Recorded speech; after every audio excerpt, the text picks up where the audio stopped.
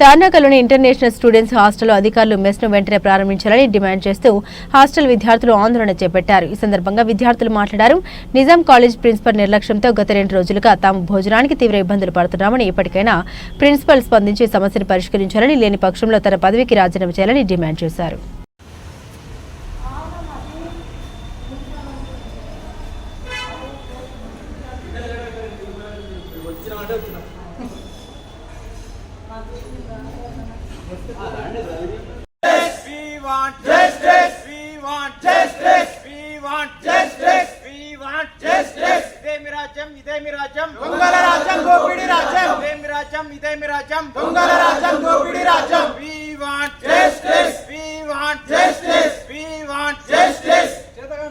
Principal వెంటనే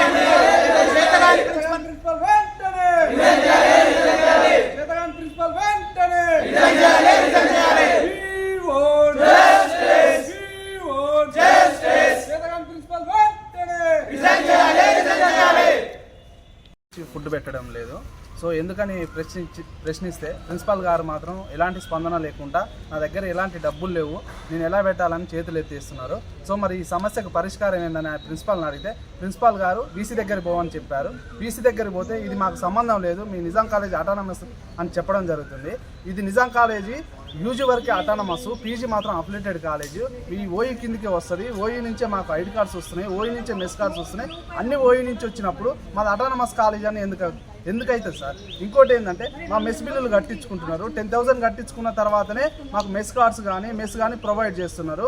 నిధులు లేవని ఇప్పుడు చెప్పడం అనేది చాలా దారుణం సార్. మేము కోరుకునేది ఒక్కటే, మీ మీడియా వేదిక ద్వారా మాకు తక్షణమే వీసీ గారు ప్రిన్సిపాల్ గారు స్పందించి మాకు సాయంత్రం లోపు డిన్నర్ మాకు అరేంజ్ చేయాలని మీ మీడియా ద్వారా మేము కోరుకుంటున్నాము సార్.